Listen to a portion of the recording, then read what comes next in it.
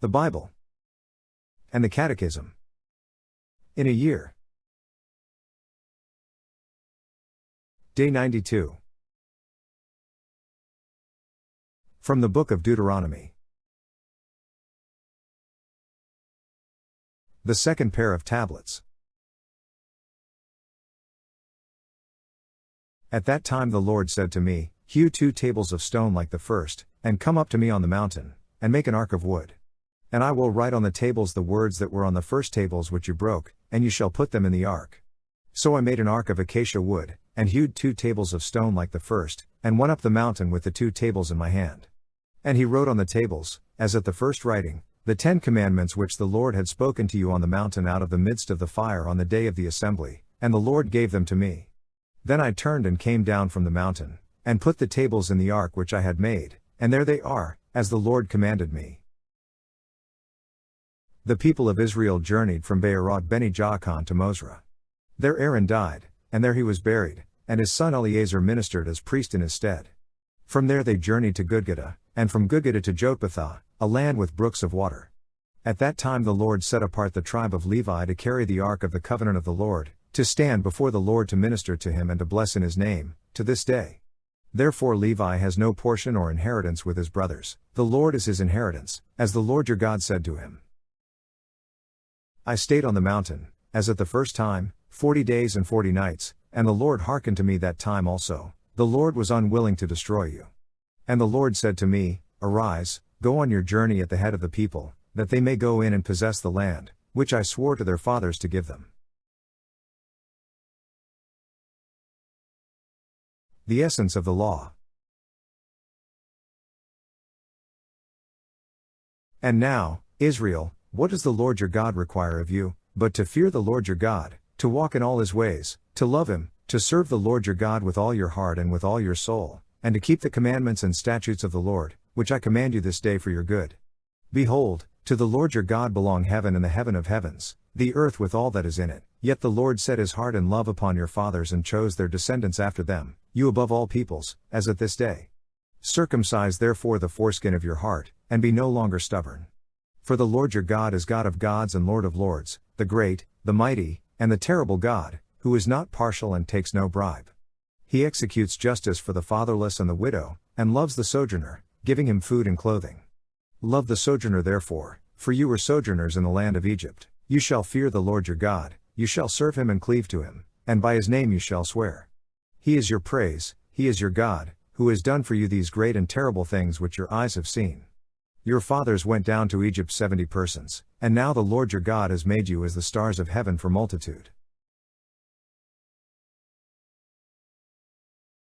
Rewards for obedience. You shall therefore love the Lord your God, and keep his charge, his statutes, his ordinances, and his commandments always. And consider this day, since I am not speaking to your children who have not known or seen it, consider the discipline of the Lord your God, his greatness, his mighty hand and his outstretched arm, his signs and his deeds which he did in Egypt to Pharaoh the king of Egypt and to all his land, and what he did to the army of Egypt, to their horses and to their chariots, how he made the water of the Red Sea overflow them as they pursued after you, and how the Lord has destroyed them to this day, and what he did to you in the wilderness, until you came to this place, and what he did to Dathan and Abiram the sons of Eliab, son of Reuben, how the earth opened its mouth and swallowed them up, with their households, their tents, and every living thing that followed them, in the midst of all Israel, for your eyes have seen all the great work of the Lord which he did. You shall therefore keep all the commandment which I command you this day, that you may be strong, and go in and take possession of the land which you are going over to possess, and that you may live long in the land which the Lord swore to your fathers to give to them and to their descendants, a land flowing with milk and honey. For the land which you are entering to take possession of it is not like the land of Egypt, from which you have come, where you sowed your seed and watered it with your feet, like a garden of vegetables, but the land which you are going over to possess is a land of hills and valleys, which drinks water by the rain from heaven, a land which the Lord your God cares for. The eyes of the Lord your God are always upon it, from the beginning of the year to the end of the year. And if you will obey my commandments which I command you this day, to love the Lord your God, and to serve him with all your heart and with all your soul, he will give the rain for your land in its season, the early rain and the later rain, that you may gather in your grain and your wine and your oil. And he will give grass in your fields for your cattle, and you shall eat and be full. Take heed lest your heart be deceived, and you turn aside and serve other gods and worship them, and the anger of the Lord be kindled against you, and he shut up the heavens, so that there be no rain, and the land yield no fruit, and you perish quickly off the good land which the Lord gives you. You shall therefore lay up these words of mine in your heart and in your soul, and you shall bind them as a sign upon your hand, and they shall be as frontlets between your eyes. And you shall teach them to your children, talking of them when you are sitting in your house, and when you are walking by the way, and when you lie down, and when you rise. And you shall write them upon the doorposts of your house and upon your gates, that your days and the days of your children may be multiplied in the land which the Lord swore to your fathers to give them, as long as the heavens are above the earth. For if you will be careful to do all this commandment which I command you to do, loving the Lord your God, walking in all his ways, and cleaving to him, then the Lord will drive out all these nations before you, and you will dispossess nations greater and mightier than yourselves. Every place on which the sole of your foot treads shall be yours, your territory shall be from the wilderness and Lebanon and from the river Euphrates, to the western sea. No man shall be able to stand against you. The Lord your God will lay the fear of you and the dread of you upon all the land that you shall tread, as he promised you. Behold, I set before you this day a blessing and a curse, the blessing, if you obey the commandments of the Lord your God, which I command you this day, and the curse, if you do not obey the commandments of the Lord your God, but turn aside from the way which I command you this day, to go after other gods which you have not known.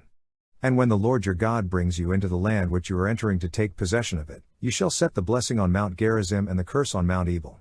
Are they not beyond the Jordan, west of the road, toward the going down of the sun, in the land of the Canaanites who live in the Arabah, over against Gilgal, beside the oak of Moreh? For you are to pass over the Jordan to go in to take possession of the land which the Lord your God gives you, and when you possess it and live in it, you shall be careful to do all the statutes and the ordinances which I set before you this day.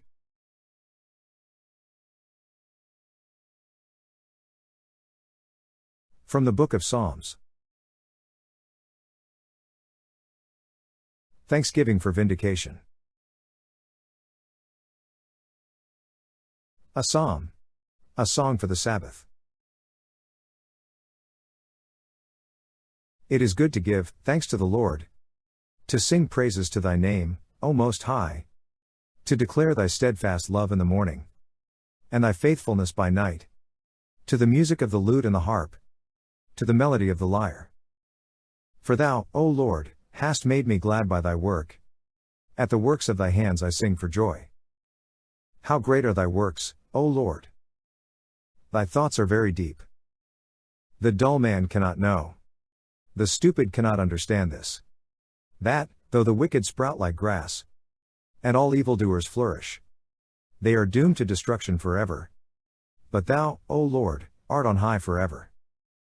For lo, thy enemies, O Lord, for lo, thy enemies shall perish. All evildoers shall be scattered. But thou hast exalted my horn like that of the wild ox. Thou hast poured over me fresh oil. My eyes have seen the downfall of my enemies. My ears have heard the doom of my evil assailants. The righteous flourish like the palm tree, and grow like a cedar in Lebanon. They are planted in the house of the Lord. They flourish in the courts of our God. They still bring forth fruit in old age. They are ever full of sap and green, to show that the Lord is upright. He is my rock, and there is no unrighteousness in him.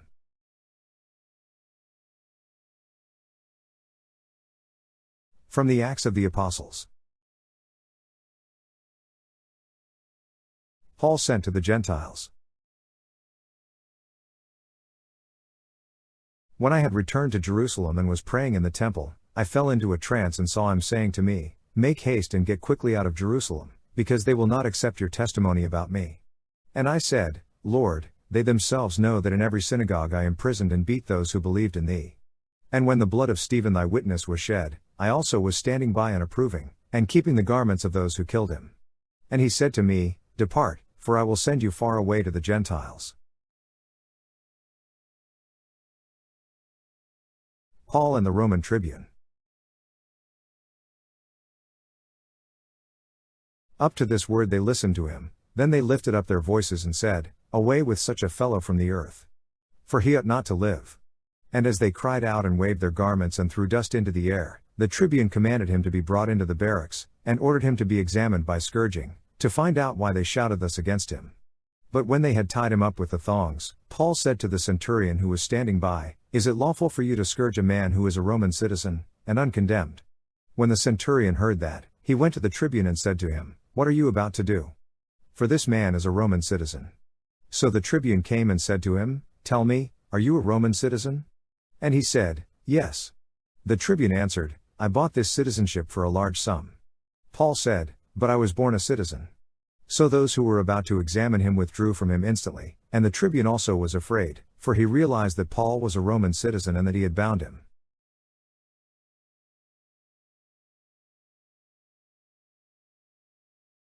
From the Catechism. Article 7. From thence he will come again to judge the living and the dead. He will come again in glory. Christ already reigns through the Church. Christ died and lived again, that he might be Lord both of the dead and of the living. Christ's ascension into heaven signifies his participation, in his humanity, in God's power and authority. Jesus Christ is Lord, he possesses all power in heaven and on earth. He is far above all rule and authority and power and dominion, for the Father has put all things under his feet. Christ is Lord of the cosmos and of history. In him human history and indeed all creation are set forth and transcendently fulfilled. As Lord, Christ is also head of the Church, which is his body. Taken up to heaven and glorified after he had thus fully accomplished his mission, Christ dwells on earth in his Church. The redemption is the source of the authority that Christ, by virtue of the Holy Spirit, exercises over the Church. The kingdom of Christ is already present in mystery, on earth, the seed and the beginning of the kingdom. Since the ascension, God's plan has entered into its fulfillment. We are already at the last hour. Already the final age of the world is with us, and the renewal of the world is irrevocably underway. It is even now anticipated in a certain real way, for the Church on earth is endowed already with a sanctity that is real but imperfect. Christ's kingdom already manifests its presence through the miraculous signs that attend its proclamation by the Church. Until all things are subjected to him. Though already present in his Church, Christ's reign is nevertheless yet to be fulfilled with power and great glory by the King's return to earth. This reign is still under attack by the evil powers, even though they have been defeated definitively by Christ's Passover.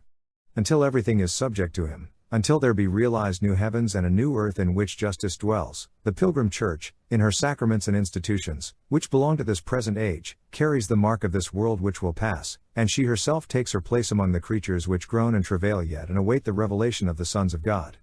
That is why Christians pray, above all in the Eucharist, to hasten Christ's return by saying to him, Maranatha! Our Lord, come! Before his ascension, Christ affirmed that the hour had not yet come for the glorious establishment of the Messianic kingdom awaited by Israel, which, according to the prophets, was to bring all men the definitive order of justice, love and peace.